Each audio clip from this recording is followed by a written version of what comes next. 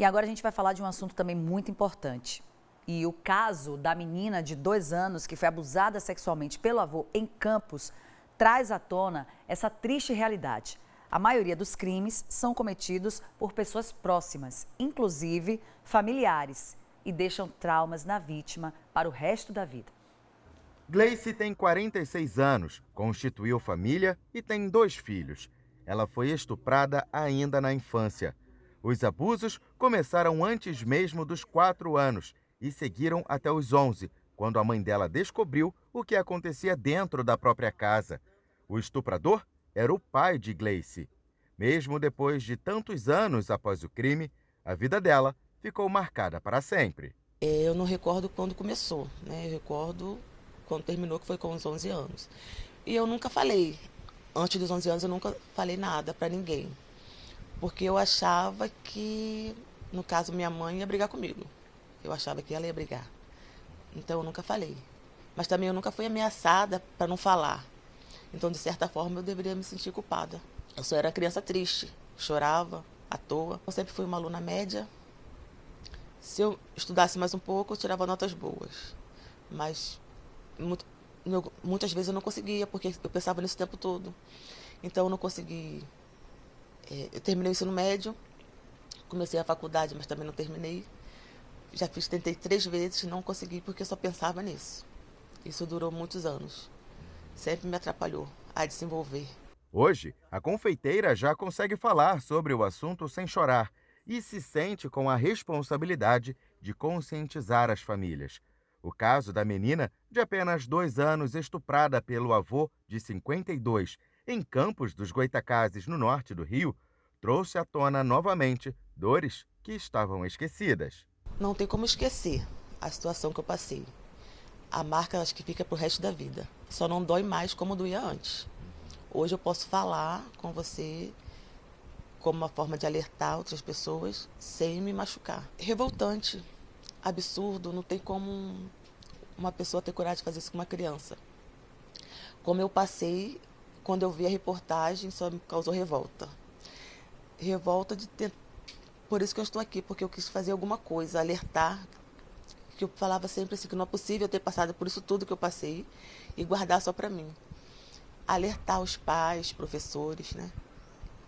Quem cuida de crianças, cuidadores de criança, para ficar atento aos sinais, porque isso vai trazer consequências e marcas para o resto da vida. Dados do Instituto de Segurança Pública do Rio revelam que os casos de estupro de vulnerável têm sido cada vez mais frequentes no estado. Somente em 2022, mais de 40 crianças menores de 11 anos foram abusadas sexualmente em Macaé, no norte fluminense. A maior parte formada por meninas. Em 29% dos casos, os crimes foram praticados por parentes das vítimas. Em Cabo Frio, a realidade não é muito distante. Na cidade da região dos Lagos, 37 crianças com menos de 11 anos foram estupradas em 2022. 28 eram do sexo feminino e, em 32% dos casos, os agressores eram da família. Diante de tantos casos que ocorrem dentro da casa da própria vítima, cometidos muitas vezes por pessoas próximas, especialistas em comportamento humano alertam: é preciso estar sempre atento às mudanças de atitude apresentadas pelos pequenos.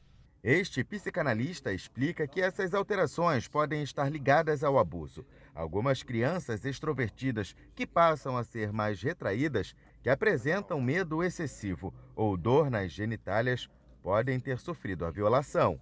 Quando há algum problema, não é, em que essa criança está sendo tocada, não é, ou acariciada, porque isso caracteriza também estupro, ela vai trazer para si um aspecto psicossomático, ou seja, tanto orgânico como psíquico. Então, ela passa a ser uma criança mais triste, uma criança mais reservada, uma criança que tem uma baixa escolaridade, o que não havia anteriormente, uma criança que vai passar a ter medo, não é, de quê? Principalmente quando ela for à rua. Esses sintomas, como tantos outros, por exemplo, a alimentação, não é? Há uma baixa alimentação, há um desconforto no sono, vai haver uma insônia, não é? A criança passa exatamente a mostrar. Esses são os sintomas que os pais precisam estar atentos. O medo é o principal trauma na vida adulta e que limita tarefas simples do dia a dia. O acompanhamento psicológico é fundamental para reverter o quadro. Esses transtornos são transtornos realmente que vão afetar uma boa parte da vida. Vou enumerar aqui alguns: transtorno de ansiedade, transtorno de pânico, transtorno de flagelação. Alguns se flagelam, não é? Transtorno da própria culpa, do ato cometido com a pessoa. Transtorno do sono, da alimentação. Transtorno pós-traumático. É algo que realmente a pessoa não consegue se libertar dele se não houver tratamento. Muitas pessoas procuram a fé, porque precisam trabalhar com aquela imagem. A questão é a imagem que fica no cérebro. E uma das formas de enfraquecer essa imagem é através do tratamento, a área psicológica, psiquiátrica, usando a fé. E uma coisa importante, muitas pessoas que a gente trata e trata até hoje, falam na questão do perdoar.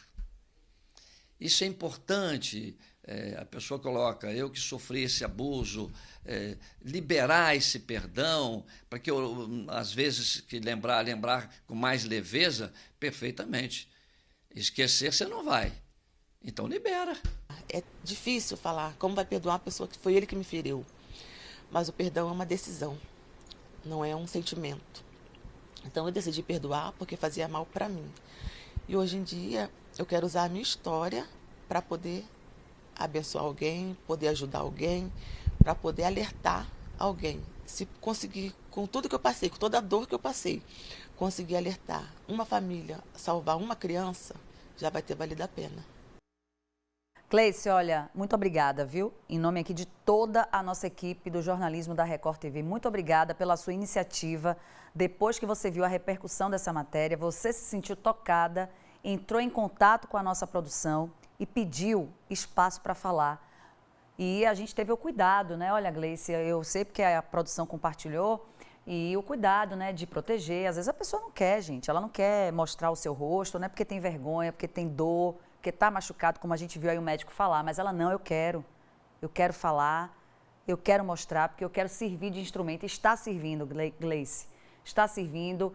As pessoas precisam buscar ajuda profissional. Esse médico também foi perfeito na colocação dele quando ele disse que a fé, né, que tem que buscar também esses caminhos. Gente, é importante, sabe por quê? A saúde mental, quando ela perde equilíbrio, e as pessoas que já têm tendências, que é por isso que a gente tem que ter esses cuidados, precisa também desse equilíbrio, né? Físico, espiritual, material, tudo isso está envolvido.